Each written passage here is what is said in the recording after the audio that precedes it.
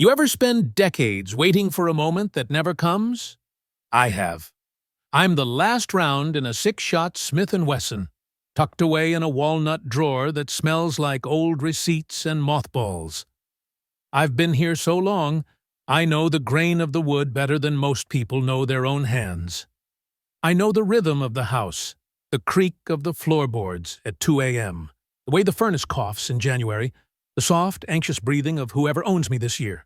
I'm not like the others. The first five, gone in a flash, one at a time over the years, a warning shot in the backyard, a raccoon in the trash, a shattered bottle in a bar fight, a scare during a break-in, and one, well, that one was an accident. I remember the echo, the silence that followed, the way the world seemed to hold its breath.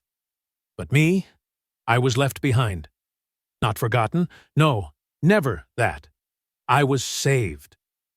For a special occasion, the old man used to say, his voice rough as gravel.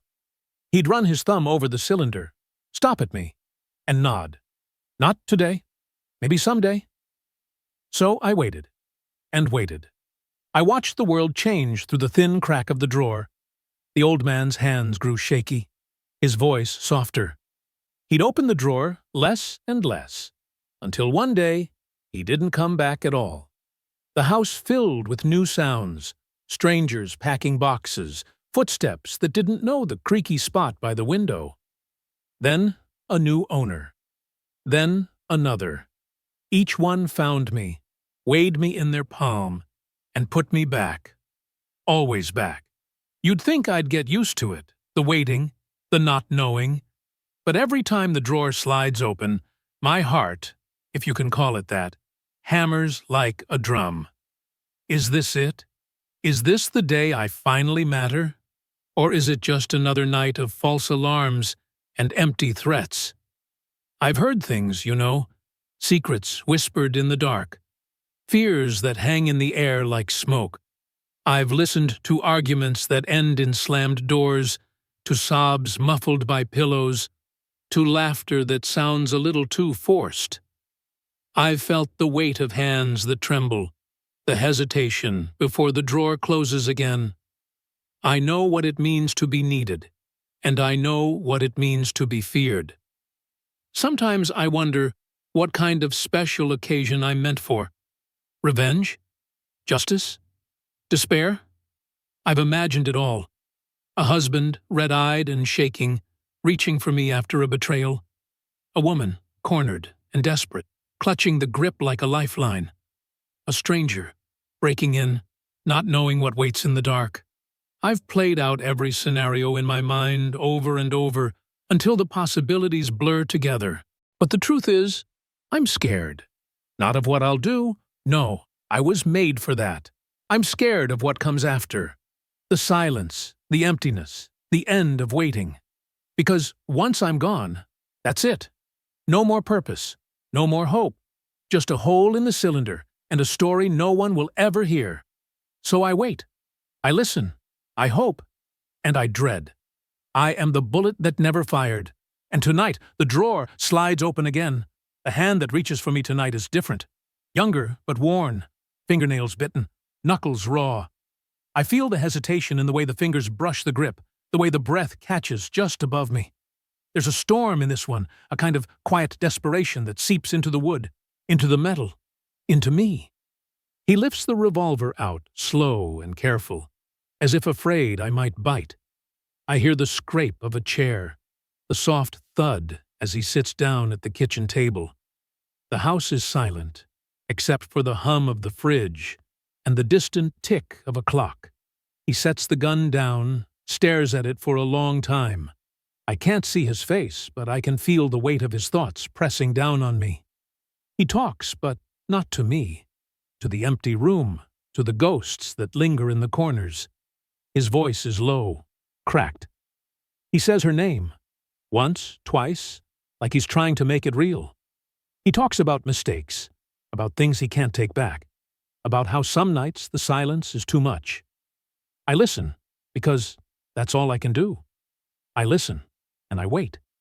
He spins the cylinder, slow at first, then faster. Russian roulette, maybe. Or just nerves. I feel the world tilt and spin, the cold rush of air as I pass by the open chamber, again and again. He stops. The click echoes in the kitchen, sharp and final. For a moment, I think this is it. The moment I was made for. The special occasion at last. My whole existence, balanced on the edge of a trigger pull. But he doesn't lift the gun. He just sits there, staring at it. At me. His hands shake. He laughs, a short, bitter sound. "Not tonight," he says, almost a whisper. "Not like this." He stands, pushes the chair back. The gun is heavy in his hand, but he doesn't point it. He doesn't even look at it. He walks to the back door, opens it, steps out into the night. The air is cool, damp, with the promise of rain. He walks to the edge of the yard, past the dying grass and the rusted swing set, down to the river that cuts through the woods. He kneels, opens the cylinder, and tips me out into his palm. For the first time in decades, I feel the night air on my skin. It's cold, electric. He holds me up, studies me in the moonlight. I wonder what he sees. A threat, a promise, a mistake he almost made. He closes his fist around me, tight. I feel the tremor in his fingers, the heat of his skin. Then, with a suddenness that startles us both, he hurls me into the river. I hit the water hard, sink fast. The world goes quiet, muffled by mud and silt. Above me, the man stands for a long time, staring at the place where I disappeared. Then he turns and walks back to the house, lighter somehow, as if he's left more than just a bullet behind. Down here, in the dark, I feel something I never expected. Relief. Not the relief of a job well done, but the relief of a burden finally lifted. I was made for destruction, but I never fulfilled that purpose. And maybe that's okay.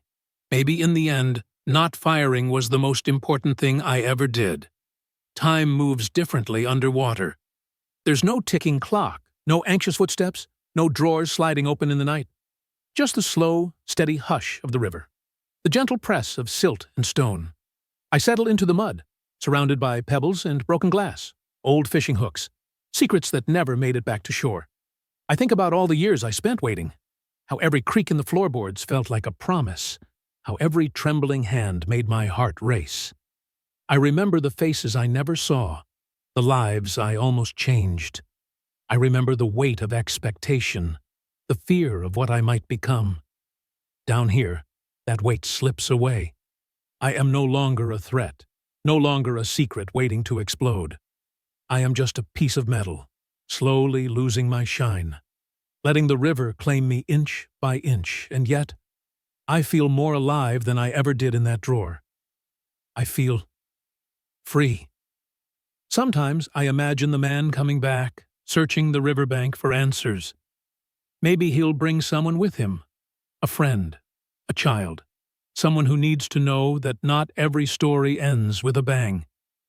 Maybe he'll tell them about the night he almost made a mistake, about the bullet he let go.